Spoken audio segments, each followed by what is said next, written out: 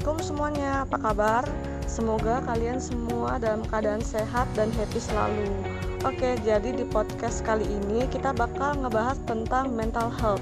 Bareng aku Vira dan ditemenin dua teman aku, Farhan dan Rama. Let's go, mungkin kita bisa mulai dari arti kesehatan dulu nih.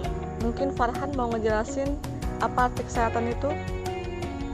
Oke, next question. Nah, jadi menurut WHO sendiri, kesehatan adalah suatu keadaan sehat yang utuh baik secara fisik, mental, dan sosial serta bukan hanya keadaan bebas dari sakit, penyakit, atau kecacatan yang memungkinkan setiap orang dapat hidup produktif secara sosial dan ekonomi.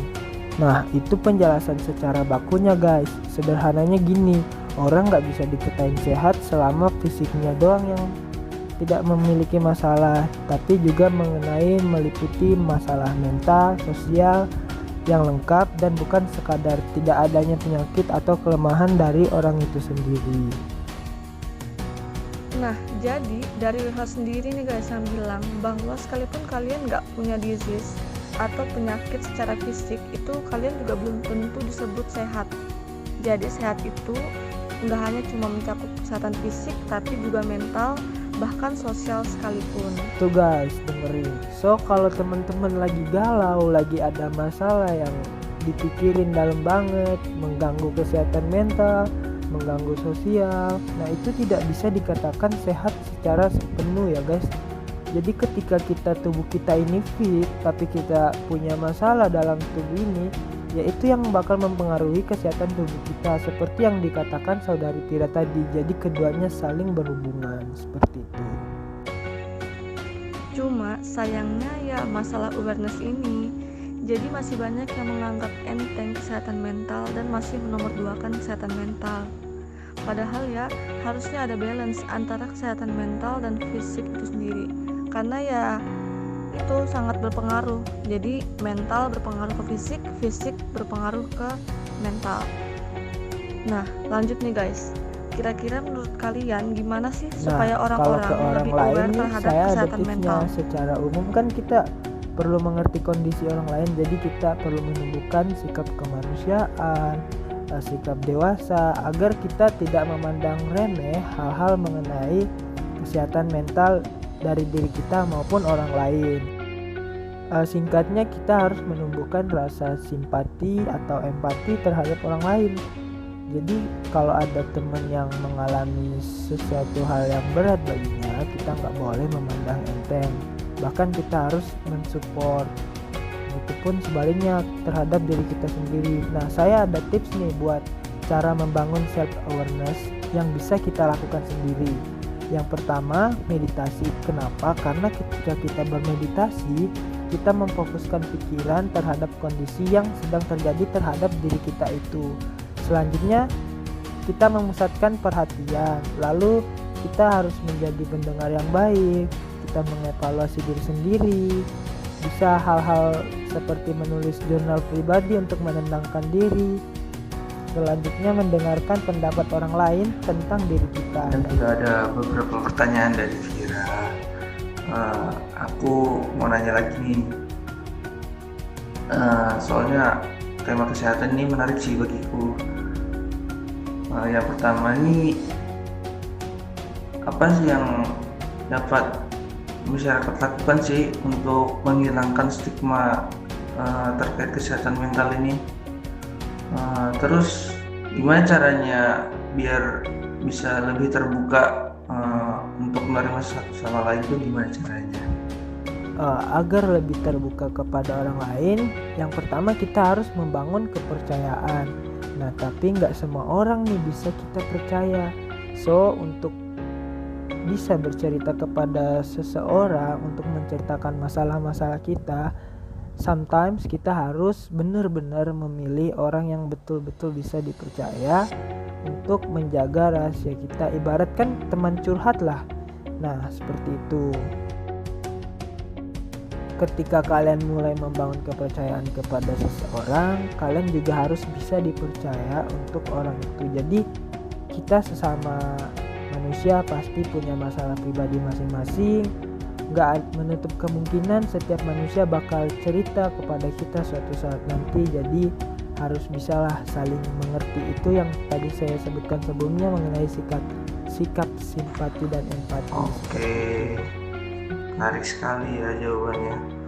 Aku lanjut next pertanyaannya, Han. Aku pernah baca tuh di artikel kalau kesehatan mental itu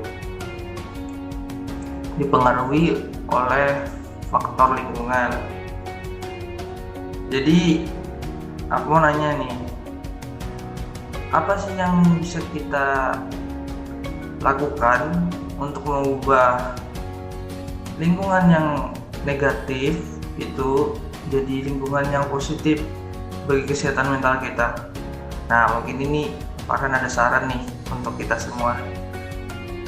Oke, baik, mengenai masalah lingkungan. Nah, bener nih, banyak teman-teman yang sering curhat kalau lingkungan aku tuh gini, mereka nggak bisa ngerti soal aku, atau aku nggak cocok dengan mereka. Ketika aku begini-begini, mereka malah berkata seperti ini. Nah, ada satu quotes dari Paman Coki Pardede yang berbunyi seperti ini: orang-orang bahagia atau kebahagiaan itu diberikan untuk orang-orang yang berani. Berani dalam hal apa? Berani untuk meninggalkan lingkungan ataupun hubungan yang toksik atau yang mendatangkan hal-hal negatif terhadap dirinya. Selain itu, yang dapat kita lakukan dari diri kita sendiri nih. Diri kita sendiri harus menurunkan atau mengurangi ekspektasi terhadap lingkungan maupun orang lain, karena jujur kita bakal tersakiti ketika kita berharap lebih, berekspektasi lebih terhadap suatu hal, dan ketika hal itu tidak terrealisasi justru malah menjadi beban pikiran untuk diri kita sendiri.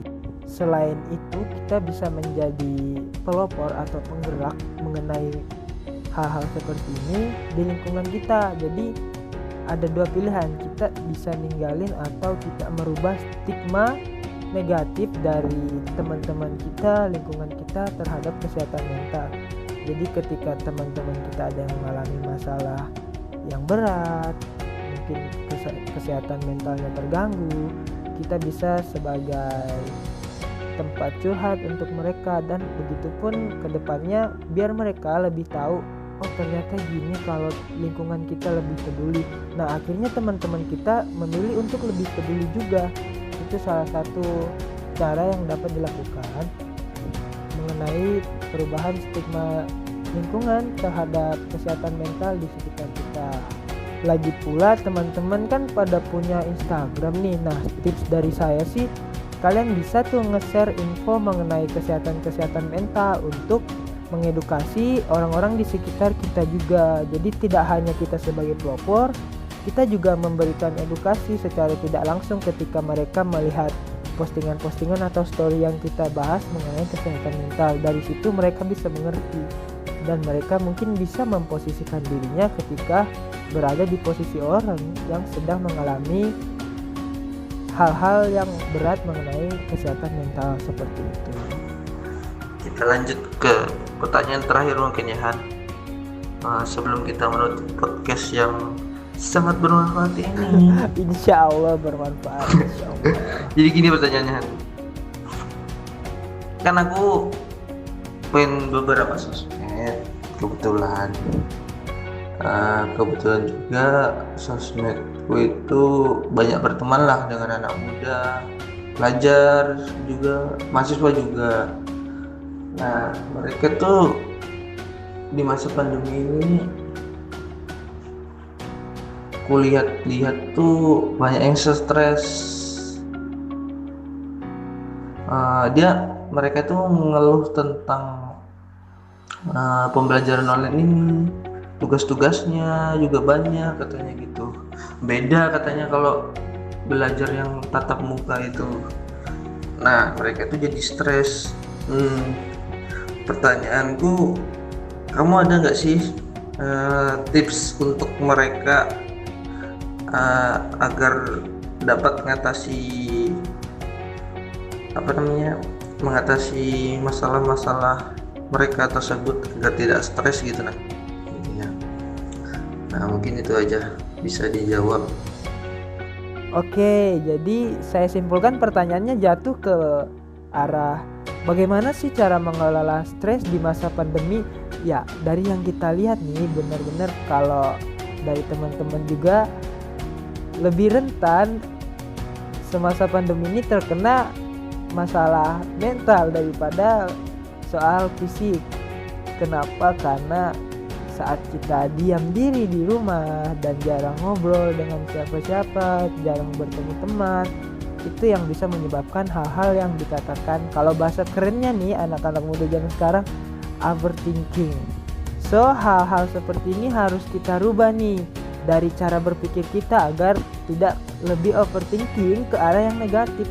Jadi cara berpikir kita ubah terlebih dahulu. Misalkan hal-hal negatif kita ambil positifnya. Jadi seperti kayak kalau kita di masa pandemi kita ngambil negatifnya, nggak bisa kemana-mana. Tapi positifnya kita bisa ngumpul terus bareng keluarga di rumah. Dengan adanya pandemi ini juga keluarga bisa jadi tempat curhat ya. Karena jujur dari saya sendiri, ketika pandemi dan saya ada di kampung saya, ketika saya ada di Berau, saya jadi lebih dekat dengan keluarga dikarenakan masalah kesehatan mental. Jadi yang dulunya nggak pernah curhat sama orang tua, kita beraniin diri buat cerita sama orang tua, jujur itu bakal lebih lega rasanya ketika kita cerita ke orang-orang yang kita sayangi. Seperti itu tipsnya buat teman-teman nih. Nah, terakhir mungkin ini tips buat teman-teman juga nih dalam menghadapi masalah kesehatan mental di masa pandemi seperti ini. Jadi jangan takut stres, kita harus percaya kalau diri kita bisa ngelola stres itu, dan jangan berekspektasi lebih terhadap suatu hal seperti semoga dosen besok gak ngasih tugas banyak. Ketika dikasih tugas banyak langsung sakit sendiri kan hatinya.